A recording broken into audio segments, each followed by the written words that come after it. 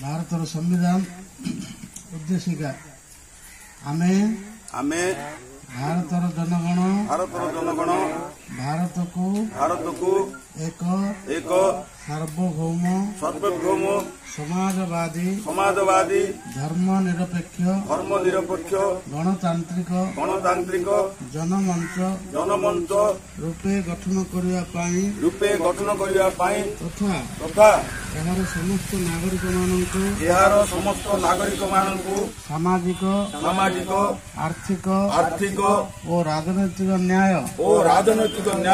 ବିଚାର ଅଭିବ୍ୟକ୍ତି ବିଶ୍ୱାସ ଧର୍ମ ଓ ପୂଜାର୍ଚ୍ଚନାର ସ୍ୱାଧୀନତା ପ୍ରତିଷ୍ଠା ଏବଂ ସୁଯୋଗର ସମାଜ ପ୍ରାପ୍ତ କରାଇବା ପାଇଁ ତଥା ସମସ୍ତଙ୍କ ମଧ୍ୟରେ ଭାତୃତ୍ୱର ପ୍ରସାର ସହ ବ୍ୟକ୍ତିର ସମ୍ମାନ ଏବଂ ରାଷ୍ଟ୍ରର ଏକତା ଓ ଅଖଣ୍ଡତା ସୁନିଶ୍ଚିତ କରାଇବା ପାଇଁ ଦୃଢ ସଂକଳ୍ପ କରୁଛୁ। ଆଜି 26 ନଭେମ୍ବର 1949 ସମ୍ବିଧାନ ସଭାରେ ଗୃହୀତ ଏହି ସମ୍ବିଧାନ ପ୍ରତି ଆମେ ଅଙ୍ଗୀକୃତ ଅଧିନିୟମିତ ଓ ନିଜକୁ ଅର୍ପିତ କରୁଛୁ।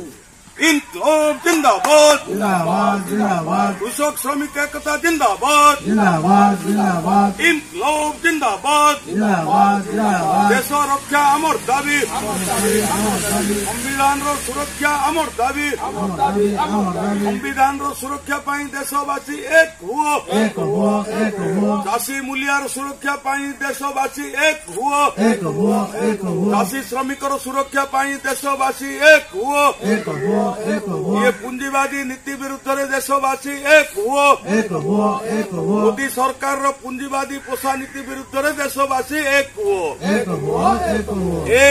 तैयारी हुओ आगामी दिन लड़ाई तैयारी हुओ इनकलाब जिंदाबाद इनकलाब जिंदाबाद इनकलाब जिंदाबाद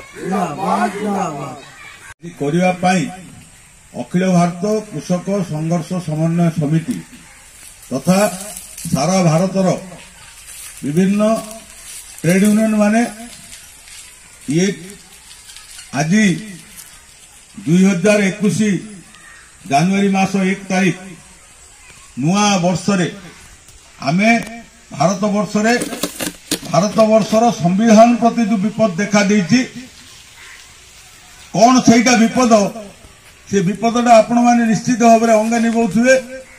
गला 6 वर्ष भितर भारत वर्ष रे जो नरेंद्र मोदी सरकार आसवा पए सी गोटे गोटे कथा बारंबार प्रतिश्रुति देइचंती किंतु कौनसी प्रतिश्रुति को सी कार्यकारी करना।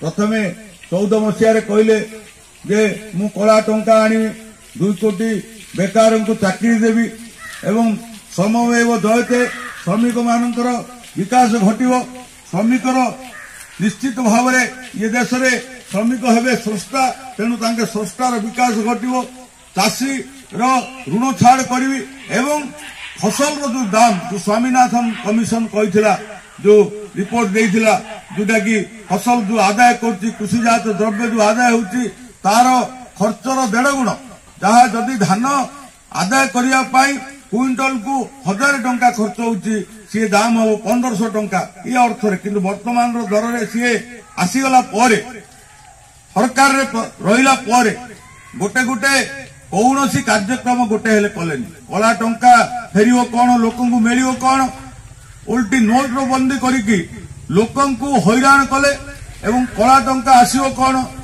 समस्त कला टंका थिबा कला टंका गुड़िक धला टंका हो गला ये अवस्था बेकार हेलानी बेकार को चाकरी मिलानी 2 कोटी चाकरी कौन वर्तमान सुधा 30 कोटी बेकार बाहिनी सृष्टि हो गला। ये जो महामारी अवस्था रे कौन सी लोक को साहाय्य देवे कौन कौन सी लोक को बंचवा को देवे कौन किंतु आईन करी लोक लदिकी लोक मास्क न पिंधिले फाइन अमुक न पिंधिले फाइन रास्तार ପାଞ୍ଚ ଜଣ ଚାଲିଲେ ଭାଇ ଇଏ ସବୁ ବାଟରେ ଚାଲିଲା ଜୋର ଜବରଦସ୍ତ। କିନ୍ତୁ ଲୋକଙ୍କୁ ବଞ୍ଚିବା ପାଇଁ ଘରେ ରହିବା ପାଇଁ ଆମେ ବାରମ୍ବାର ଦାବି କରୁଛୁ। ସମସ୍ତେ ଦାବି କରିଛନ୍ତି। ବିଭିନ୍ନ ଦେଶରେ ଇଏ କଥା ହେଇଛି ଯେ ଲୋକଙ୍କୁ ଅନ୍ତତଃ ମାସକୁ 7,500 ଟଙ୍କା ଲେଖେ ଦିଅ ତାଙ୍କେ ବଞ୍ଚିକି ରହିବେ। ନା ସେଇଟା କଲେନି। କିନ୍ତୁ ଲକ୍ଷ ଲକ୍ଷ କୋଟି ଟଙ୍କା ପ୍ରାୟ 3 ଲକ୍ଷ କୋଟି ଟଙ୍କାରୁ ଅଧିକ ଏ ଯୋଉ ଦେଶର ବଡ ବଡ ପୁଞ୍ଜିପତି ସେ ଭିତରୁ 5-6ଟା ପୁଞ୍ଜିପତି କି ସେମାନେ ତାଙ୍କର ଋଣ ଛାଡ଼ କରିଦେଲେ 3 ଲକ୍ଷ କୋଟି ଟଙ୍କାରୁ ଅଧିକ। ଏବଂ ଏ ଦେଶର ଯେତେ ସବୁ 70 ବର୍ଷ ଭିତରେ ତିଆରି ହେଇଥିଲା କଳ କାରଖାନା ଏବଂ ଅନ୍ୟାନ୍ୟ ଯୋଉଟାକି ରେଳବାଇ ମଧ୍ୟ ଏ ସମସ୍ତ ଜିନିଷକୁ ଗୋଟେ ଗୋଟେ LIC ଭଳିଆ ସଂସ୍ଥା ଯୋଉଟାକି ଭାରତ ବର୍ଷକୁ ଲାଭ ଦଉଛି, ବ୍ୟାଙ୍କ ବୀମା ଏ ସମସ୍ତ କଥାକୁ ଗୋଟେ ଗୋଟେ ବିକ୍ରି କରି ଚାଲିଛନ୍ତି।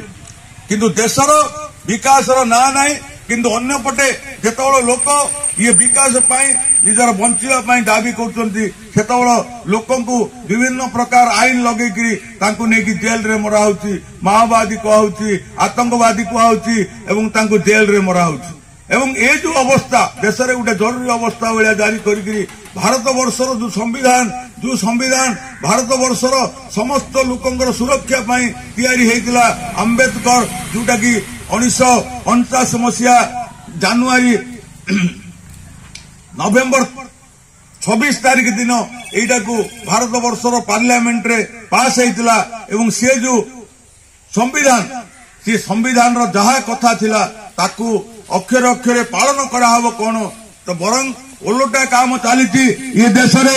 ଧର୍ମ ନାଁରେ ଜାତି ନାଁରେ ଆପଣ ଶୁଣୁଥିବେ ଲଭ୍ ଜିହାଦ ନାଁରେ ସବୁ ଆଇନ ଆଣିକିରି ଯୋଉ ହିନ୍ଦୁ ମୁସଲମାନ ମାନଙ୍କ ଭିତରେ ବିଭେଦ, CIA ବୋଲି ଗୋଟେ ଆଇନ ଆଣିକିରି ହିନ୍ଦୁ ମୁସଲମାନ ମାନଙ୍କ ବିରୁଦ୍ଧରେ ବିଭେଦ, ଇଏ NRC ଯୋଉ ନ୍ୟାସନାଲ ସିଟିଜନସିପ NCR ଯୋଉଟାକି ସିଟିଜନ ଆକ୍ଟ ଯୋଉଟା କରିକିରି ଯୋଉଟାକି ଦେଶର ଯୋଉ ଭୋଟରେ ଏମାନେ ଭୋଟ ପାଇକି ଯାଇଥିଲେ ସିଏ ଭୋଟ ଲୋକଙ୍କୁ କହୁଛନ୍ତି ଯେ ତମର ନାଗରିକତ୍ୱ ଦେଖେଇବାକୁ ପଡିବ, ତମେ ତମର ବାପା ଗୋସାଇଁ ବାପାର ଜନ୍ମ ସାର୍ଟିଫିକେଟ ଆଣିବାକୁ ପଡିବ, ତାହେଲେ ତମେ ଏଇ ଦେଶର ସିଟିଜନ ହବ, ଏଇ ଦେଶର ନାଗରିକ ହବ।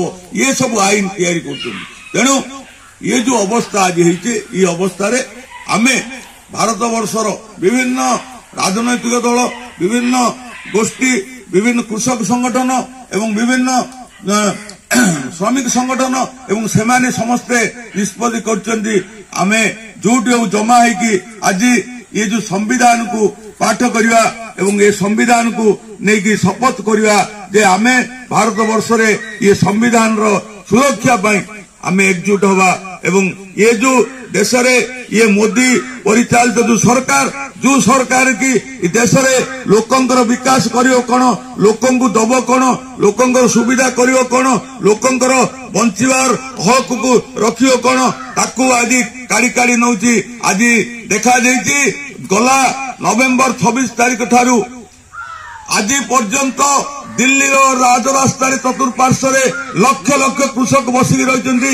କାହିଁକି ନା ଇଏ ମହାମାରୀ ସମୟରେ ଇଏ କେନ୍ଦ୍ର ସରକାର, ଏ ମୋଦି ସରକାର କୌଣସି କୃଷକକୁ, ଚାଷୀ କି, ମୂଲିଆକୁ, ଏ ଦେଶର ରାଜନୈତିକ ନେତାକୁ, ଏ ଦେଶର ଯୋଉମାନେ ବିଭିନ୍ନ ରାଜ୍ୟ ସରକାର ଅଛନ୍ତି ଏ ରାଜ୍ୟ ସରକାର ମାନଙ୍କୁ କାହାକୁ ନ ପଚାରିକି ଗୋଟେ ଗଳାବାଟ ଭିତରେ ଏବଂ ଜୋର ଜବରଦସ୍ତି ପାର୍ଲାମେଣ୍ଟରେ ଆଲୋଚନା ନ କରିକିରି ପାର୍ଲାମେଣ୍ଟରେ ଯେତେବେଳେ ବିରୋଧୀ ଦଳର ସଭ୍ୟମାନେ ଏଇଟାକୁ ଆଲୋଚନା କରାଯାଉ ଏବଂ ଏହି ଆଇନ ସମ୍ବନ୍ଧରେ ଆମେ ଭୋଟ କରାଯାଉ, କିଛି ନ ଶୁଣିକିରି ଧୋନି ଭୋଟରେ ପାସ୍ କରିକିରି ଇଏ ଅମ୍ବାନୀ ଆଦାନୀର ସ୍ୱାର୍ଥ ପାଇଁ ଇଏ ବିଲକୁ ଆଣିଛନ୍ତି।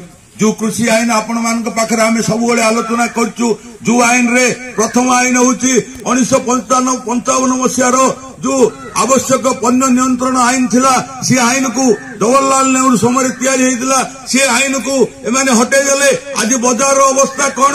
ଆଳୁ କିଲୋ 50 ହେଲାଣି, ବିଭିନ୍ନ ତେଲ ଡାଲି ଲୁଣ ଇତ୍ୟାଦିର ଦାମ ହୁ ହେଇ ବଢି ଚାଲିଛି। କାହିଁକି ନା ସେ ଆଇନରେ ଯାହା ସବୁ ଜିନିଷ ଥିଲା ସେ ଯୋଉ ତାକୁ ନିୟନ୍ତ୍ରଣ କରିବା ପାଇଁ ଯୋଉ ବିଧି ବ୍ୟବସ୍ଥା ଥିଲା ତାକୁ ହଟେଇ ଦେବା ପରେ ବେପାରୀ ମାନଙ୍କୁ ସୁବିଧା ପଡିଛି। ବେପାରୀ ମାନେ ସେ ଜିନିଷ ନେଇକିରି ମହଜୁଦ କରିକିରି ବଜାରରେ ନିଅଣ୍ଟିଆ ଅବସ୍ଥା ସୃଷ୍ଟି କରିକିରି ବଜାରରେ ଦରଦାମ ବୃଦ୍ଧି କରୁଛନ୍ତି। ଚାଷୀଠୁ କିଣା ହଉଛି ଆଳୁ 5 ଟଙ୍କାରେ, କିନ୍ତୁ ବଜାରରେ 40-45 ଟଙ୍କା ଆଳୁ ବିକା ହଉଛି। ଡାଲି 120 ଟଙ୍କା ହେଲାଣି ଏବଂ ପେଟ୍ରୋଲ ଡିଜେଲର ତ ଲଗାମ ଏନୁ ବୃଦ୍ଧି ଚାଲିଛି। ଇଏ 2 ମାସ ଭିତରେ ଗ୍ୟାସ ସିଲିଣ୍ଡରରେ 100 ଟଙ୍କା ଲେଖି ବଢେଇଛନ୍ତି, 100 ଟଙ୍କା। ତେଣୁ କଥା ହେଇଛି ଏ ଯୋଉ ମହାମାରୀ ଲୋକକୁ ବଞ୍ଚେଇବେ କଣ, ଏ ମହାମାରୀର ସୁଯୋଗରେ ଲୋକଙ୍କର ହକ ଅଧିକାରକୁ ନେବା ପାଇଁ ଇଏ ଆଇନ ତିଆର କଲେ। ଆମ୍ବାନୀ ଆଦାନୀ କି ବଞ୍ଚେଇବା ପାଇଁ, ତାଙ୍କର ସମ୍ପତ୍ତି ବଢେଇବା ପାଇଁ। ଦ୍ୱିତୀୟ ଆଇନ ହଉଛି ଯୋଉ AMPS ଯୋଉଟା ଆଇନ, ଯୋଉଟା କି କୃଷିଜାତ ଦ୍ରବ୍ୟର ବଜାର ବ୍ୟବସାୟ ଏବଂ ବିତରଣ ଯୋଉ ଆଇନକୁ ଆଣିଛନ୍ତି, ଯୋଉ ଜରିଆରେ ଏ ଦେଶର କୃଷକ କୌଣସି ଫସଲର ଲାଭ ପାଇବନି, ତାର ସିଏ ବରଂ କ୍ଷତି ହବ ତାର। ଏବଂ ଆଉ ଗୋଟେ ଠିକା ଚାଷ ଆଇନ ଆଣିଛନ୍ତି, ଯୋଉ ଠିକା ଚାଷ ଆଇନ ବଳରେ ଏ ଦେଶରେ ଯୋଉ ଭାଗ ଚାଷୀ ମଧ୍ୟ ଥିଲେ ତାଙ୍କ ମଧ୍ୟ ଉଠିଯିବେ। ବଡ ବଡ ବେପାରୀ ଆଇବେ, ଏ ବିଭିନ୍ନ ଅଞ୍ଚଳକୁ ସେମାନେ ଠିକା ଚାଷ କରିବା ନାଁରେ ନେଇକରି ଚାଷୀକି ତାର ବିକ୍ରି କରି ତା ସମ୍ପତ୍ତି କି ତାର ଜମି କି ହଡପ କରିବେ। ଇଏ ହଉଛି ତାର ମୁଖ୍ୟ ଯୋଜନା, ମୁଖ୍ୟ ଲକ୍ଷ୍ୟ। ଇଏ ଲକ୍ଷ୍ୟ ନେଇକରି ଆଇନ ଅଣାହେଇଛି। ତେଣୁ ସାରା ଦେଶର କୃଷକ ରାଜରାସ୍ତାରେ ବସିଛନ୍ତି ଦିଲ୍ଲୀରେ। ଇଏ 3 ଡିଗ୍ରୀ ବର୍ତ୍ତମାନ ଯୋଉ ଥଣ୍ଡା, ଏ ଥଣ୍ଡାରେ ଦିଲ୍ଲୀର ରାଜରାସ୍ତାରେ ଲକ୍ଷ ଲକ୍ଷ କୃଷକ ବସିଛନ୍ତି। ଖାଲି ବସି ନାହାନ୍ତି, ସେମାନେ ଅଡି ବସିଛନ୍ତି, ଆମେ ମରିବୁ। କିନ୍ତୁ ଇଏ ନୀତିରେ ଆମର ଶାନ୍ତି ମାର୍ଗରେ, ଅହିଂସା ମାର୍ଗରେ ଇଏ ଆନ୍ଦୋଳନ କରିବୁ।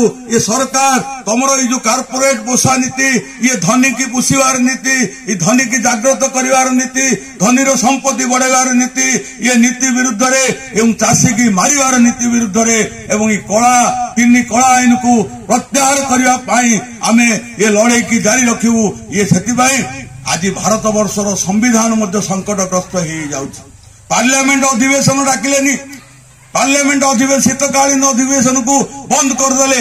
ଇଏ ଅବସ୍ଥା। ତେଣୁ ଆମେ ଭାରତ ବର୍ଷର ଯୋଉମାନେ କି କୃଷକ ଶ୍ରମିକ, ଏମାନେ ସବୁ ଡାକରା ଦେଇଛନ୍ତି। ଶ୍ରମିକ ମାନଙ୍କର ଡାକରା ଦେଇଛନ୍ତି ଯେ ଯୋଉ ଶ୍ରମିକ 100 ବର୍ଷ ଧରିକି ତାର ଯୋଉ ଅଧିକାର ଅର୍ଜନ କରିଥିଲା, 8 ଘଣ୍ଟା ଖଟିବ ଏବଂ ମଜୁରୀ, ତାର ସଠିକ ମଜୁରୀ ସେ ପାଇବ, ତା ମଜୁରୀ ପାଇଁ ସେ ମୂଲଚାଲ କରିପାରିବ। ଆଜି ସେ ଆଇନକୁ, ସମସ୍ତ ଆଇନକୁ ସେ ବିନଷ୍ଟ କରିଦେଇଛନ୍ତି। ଶ୍ରମିକ ମାନଙ୍କ ପାଇଁ ସାମାଜିକ ସୁରକ୍ଷା ରହିବ। ଆମେ ଯୋଉ ନିର୍ମାଣ ଶ୍ରମିକ କହୁଛେ, ଇଏ ସାମାଜିକ ସୁରକ୍ଷା ଆଇନ ମଧ୍ୟ ତାହିରେ କଟି ଯାଉଛି। ଶ୍ରମ କୋଡ 4ଟା କରିଦେଲେ, ଯୋଉ କୋଡରେ ଆଉ ଚାଷୀ, ଇଏ ଯୋଉ ଶ୍ରମିକ ଆଉ କୋର୍ଟକୁ ଯାଇପାରିବନି ସରକାର ବିରୁଦ୍ଧରେ, ମାଲିକ ବିରୁଦ୍ଧରେ। ତେଣୁ ଇଏ ଯୋଉ ବ୍ୟବସ୍ଥା, ଗୋଟେ ଏକଛତ୍ରବାଦୀ ବ୍ୟବସ୍ଥା, ତାର ବିରୁଦ୍ଧରେ ଜନଜାଗରଣ ସୃଷ୍ଟି କରିବା ପାଇଁ ଆମେ ଆଜି ଶପଥ ନେବା ଏବଂ ଇଏ ଶପଥ ପାଠ କରିବେ ଆମର କମରେଡ ସାଥୀ କୁରେଶ ପଣ୍ଡା। ଆପଣଙ୍କୁ ଇଏ ଶପଥ ପାଠ କରିବେ, ସମସ୍ତେ ଶପଥ ପାଠ କରିବା। ଇଏ